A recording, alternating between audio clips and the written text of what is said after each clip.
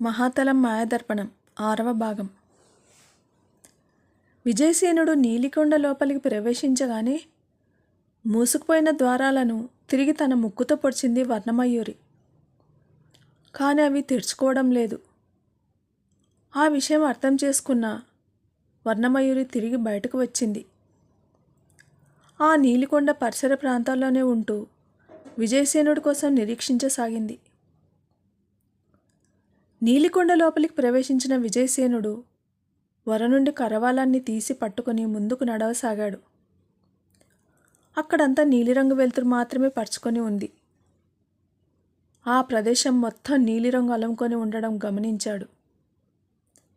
ఆ నీలిరంగులో ఏదీ స్పష్టంగా అగుపించడం లేదు అతడికి.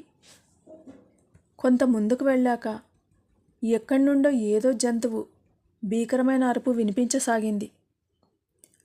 అది ఎక్కడి నుండి వస్తుందో అర్థం కాని విజయసేనుడు జాగ్రత్తగా అంతటా పరికించాడు. అక్కడ ఏముందో అర్థమైన అతడికి ఒక్కసారిగా ఒళ్ళు గగురు పొడిచింది. అక్కడ చిత్ర విచిత్రమైన చిన్న పెద్ద జంతువులు అనేకం ఉన్నాయి. అవన్నీ నీలంగా ఉండి నీలిరంగులో కలిసిపోయి ఉన్నాయి. అవన్నీ పరీక్షగా చూస్తే తప్ప కంటికి కనిపించడం లేదు. కొన్ని చిన్న జంతువులు విజయసేనుడిని చూడగానే దూరంగా తొలగిపోతున్నాయి.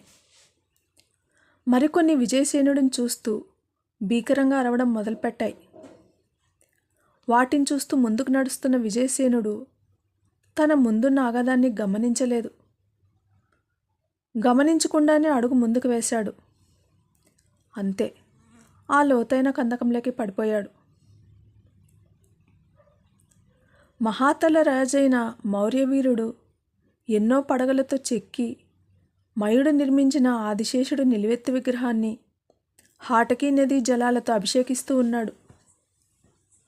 ఆదిశేషుడి నిలువెత్తు విగ్రహం పడగలతో భయంకరంగా ఆగుపిస్తోంది. ఆ పడగలన్నింటిపై ఉన్న శిరోమణులు కాంతిలో వెలువను వెదజల్లుతున్నాయి. ఆ మనుల నుండి వెలువడే కాంతిపుంజాలు ఎన్నో యోజనాల దూరం వరకు కాంతులను వెలుగులను ప్రసరిస్తున్నాయి.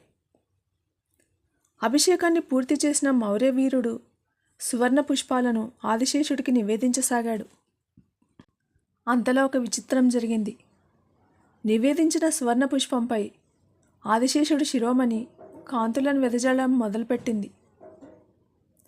ఆ కాంతులు పడిన సువర్ణ పుష్పం పువ్వులా విచ్చుకొని బంగారపు సువాసనను వెదజల్లసాగింది. ఆ సువాసనలు క్రమంగా మహాతల లోకమంతా వ్యాపించసాగాయి.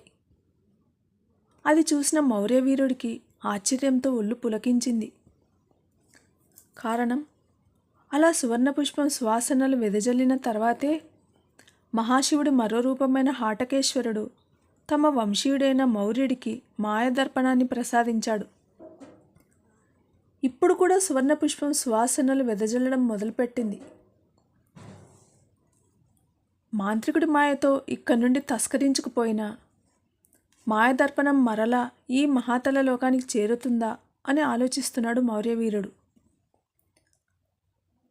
లోతైన ఆగాధంలోకి పడిపోబోతున్న విజయసేనుడు ఊహించని మెరుపు వేగంతో ఆగాధపు అంచును పట్టుకొని తిరిగి పైకి వచ్చాడు.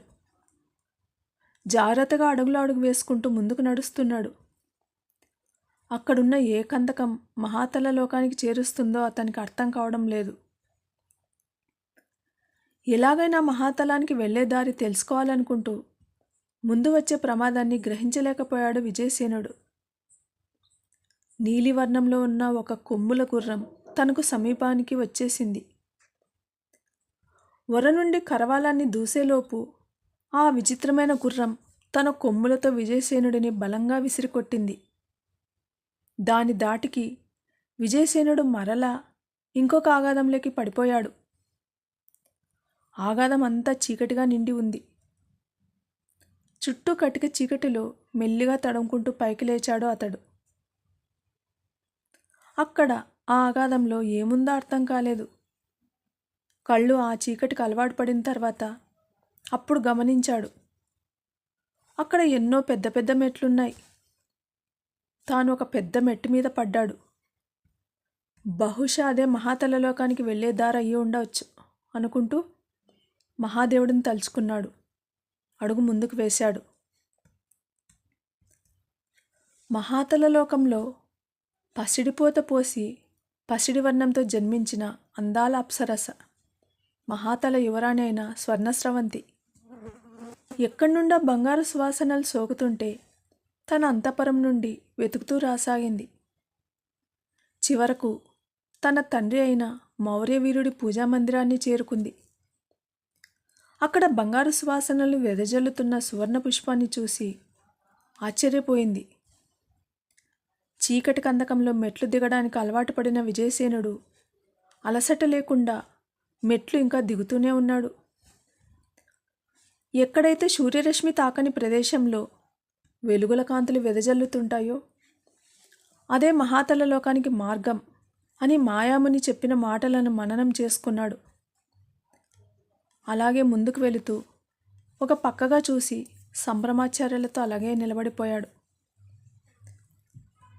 కటిక చీకటి నిండి ఉన్న ఆగాధంలో ఒక పక్క నుండి వెలుగుల కాంతులు దేదీప్యమానంగా వెలుతురు కిరణాలను చిమ్ముతున్నాయి.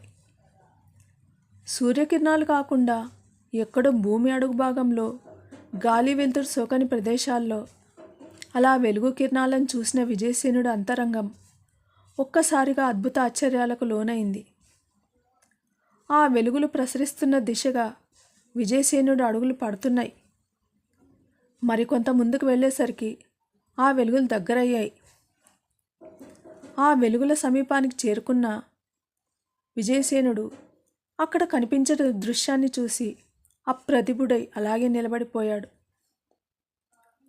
అక్కడ సర్పరాజుల తోరణం ఏర్పాటు చేసి ఉంది. ఆ సర్పరాజులన్నీ నిజమైన సర్పాలా లేక ప్రతిమలతో చెక్కినవా అన్నది అర్థం కాక అలా చూస్తుండిపోయాడు విజయసేనుడు. ముందుకు వెళ్ళడమా మానడమా అన్న మీమాంసలో పడి ఆ సర్పరాజుల తోరణంపై కాపలాగా ఉన్న కాలభుజంగుడు అనే భయంకరమైన కాలసర్పం మెల్లిగా కిందకు జారుతున్న సంగతి విజయసేనుడు గమనించలేదు. బుసలు కొడుతూ తన సమీపానికి వచ్చిన కాలభుజంగుడిని చూసి ఉలికిపాడుతూ తన కరవాలని దూసేంతలో కాలభుజంగుడు విజయసేనుణ్ణి చుట్టేశాడు. అతడిని చుట్టేస్తూ ఒక్కసారిగా తన పడగ విప్పాడు.